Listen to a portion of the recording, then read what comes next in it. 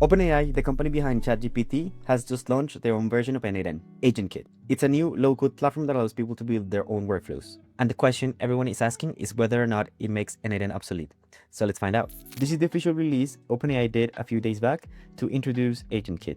It basically tells us what it can do, what it can't do, and how to use it. Now, basically what you can do is use Agent Builder to design workflows just like we're used to in N8N or Make. It is just a canvas where you can drag and drop nodes, connect tools, and move pieces here and there to build a full workflow that does something valuable for a business. It is of course a beta version, but what's most interesting to me is that they went all in with MCPs, and they also included a function or a node called guardrails, which you can use as a safety layer that helps protect agents against unintended or malicious behavior. So basically you can use it to detect jailbreaks or malicious intention in your workflow to handle the logic in case that happens.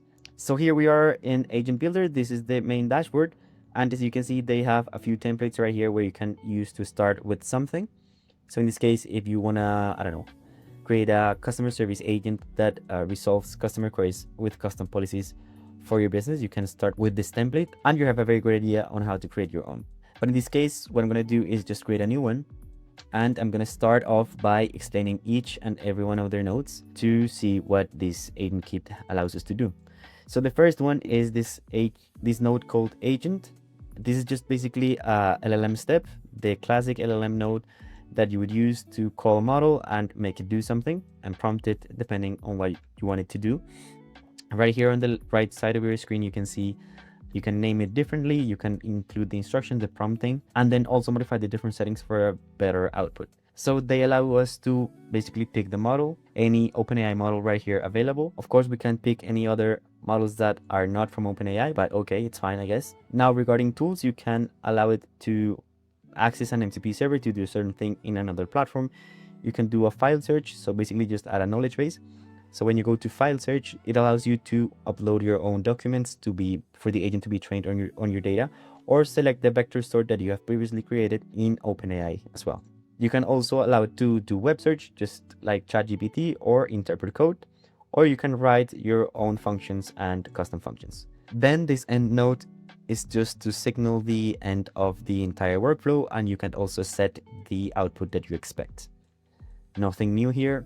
Then the node is just for the developer's use, in which you can just include annotations for certain parts of your workflow. Then moving on to tools, the first one is the file search node, which allows you to query a vector database that you have already created and have it output certain information that you have stored. Here you can either pick one or create a new one. And when you pick create, then it is going to direct you to create your own storage. Here you can just create your vector store and just upload your own files. Nothing new here, it is just a basic knowledge base. Then the most interesting node that OpenAI included here is guardrails, as I mentioned before, and this allows you to basically handle the data that comes in and out of this step in your workflow. So for instance, if you don't want, let's say, personal information to move on in your workflow, you can include this step in between and then tick this box right here and handle the logic on what you want to do in case it passes or fails the test for personally identifiable information. Now you can also, of course, configure what it considers personal information. In this case, if it detects, I don't know, a person name or a phone number being passed through the node, it is going to fail, and then you can handle that logic as well. And you have a bunch of other options here to pick as personally identifiable information. But this is not all. So you can also, I don't know, if you want to reduce hallucination or handle potential hallucination from the AI, you can also tick this box right here and then introduce a confidence threshold. So this is just basically how confident the model has to be to produce an answer. If it is 80% or more confident, it is going to produce the answer and it's going to be valid and it's going to go through. If not, you can also handle the logic on what to do with that information in case it fails the test. And you have a bunch of other options to include here to act kind of as a barrier in between your nodes in case you want to have more control over your information and what passes from node to node. This is very interesting, and I think N8N and every other workflow orchestration platform is going to copy. So yes, props to OpenAI here by including this node. Now, the other interesting part about this AgentKit is going all in on MCP. As you can see here, we don't have an HTTP request node like we do with other platforms.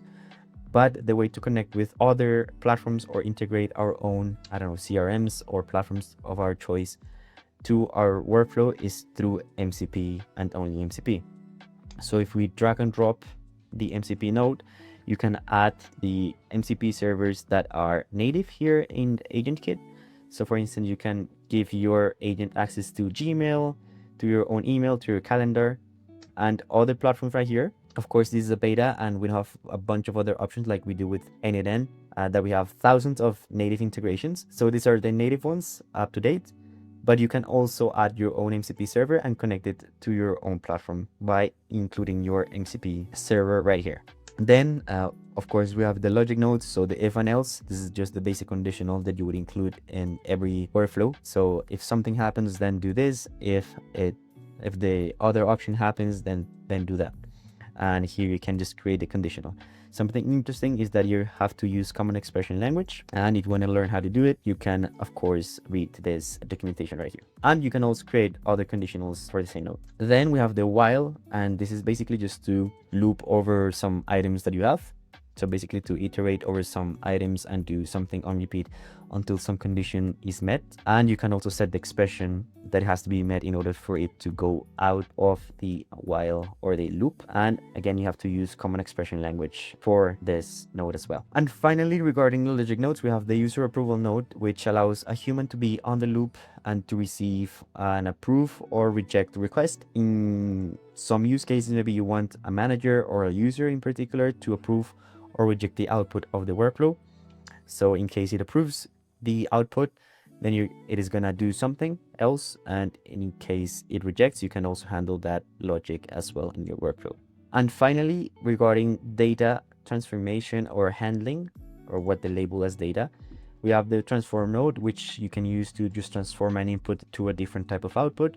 And then you can also set state, which is just basically to set variables inside your workflow. Again, everything is being done using common expression language that you may need to learn to use this platform. Now what I want to do is just create a very basic agent that reads my own personal information or business information, and then also answers depending on my personal data. So we will include a knowledge base and also the agent node and maybe some guardrails just to test it out. So first, to start off, what I'm going to do is set the input variable to input as text. So basically the way we're going to interact with this whole workflow is by text. So the way we talk with ChatGPT, for instance, this is the same way we're going to interact with the workflow. Then as a next step, I'm going to include this guardrails option to identify if we're getting personal data, and then filter that out because we don't want to handle personal data for some reason. I just want my agent to answer questions about my business, so my own agency, but not take in personal data from the user, right? So what I'm going to do here in guardrails is just, I can change the name. So let's put, I don't know, YouTube test guardrail. And then, yeah, of course, the input or the type of information that we're going to pass through this node is going to be text. And then I'm going to tick this box, and what I'm going to do, or what I'm going to set as personable identifiable information is, I don't know, the phone number. I don't want to take phone numbers from people, and credit card numbers, let's say. Then I will save, and I'm going to say that if it passes, of course, my agent is going to take care of the request. If it fails, I'm just going to, I don't know, connect this to an end node, and that's it. Then I'm going to prompt my agent to just, yeah, answer basic questions about my business. And I'm also going to add this file search right here to upload some documents about what I do and what I don't do, so it can answer based on my own personal data. So it is named, it's going to be named RX Labs Assistant. And now I'm going to move on to include the prompt or the instructions, right?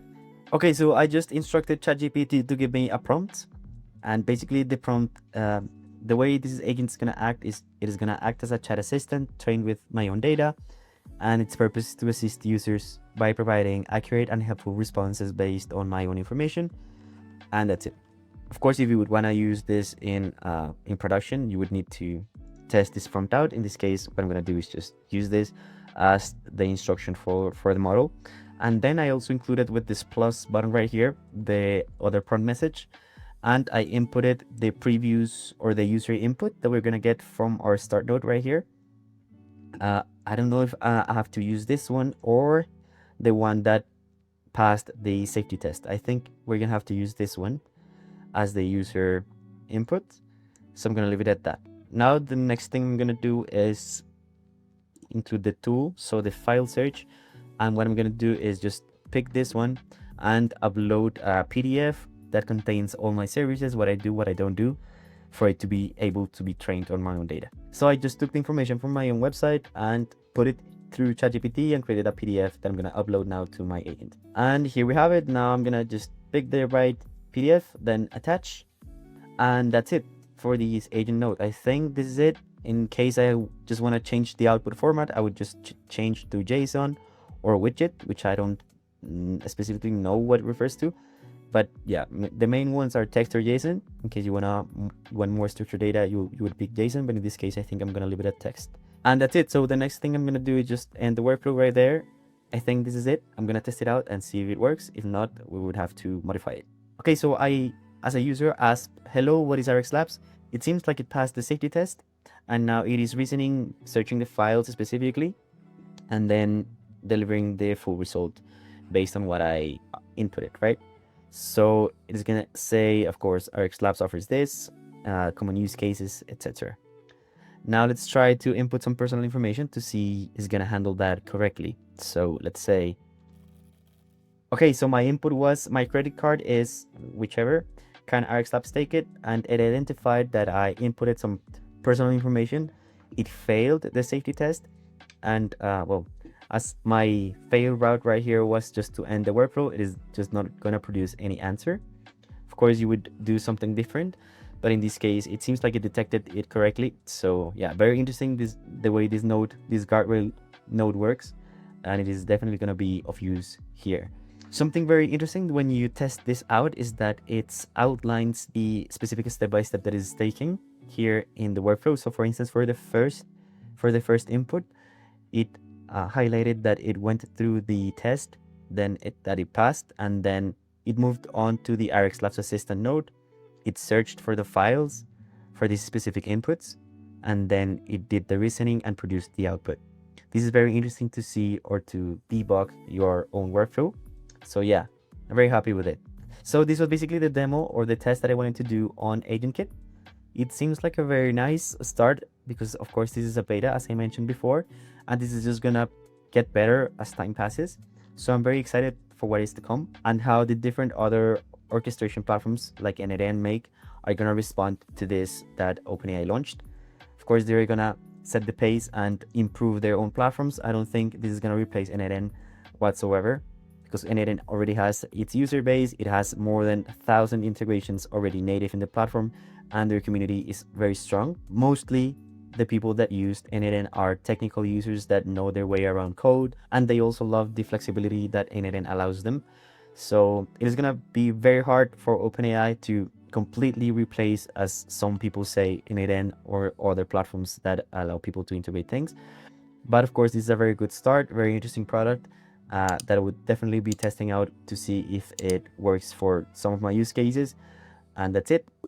Hope you enjoyed and that you test this out by yourselves to see if it works for you as well. And yeah, see you in the next video.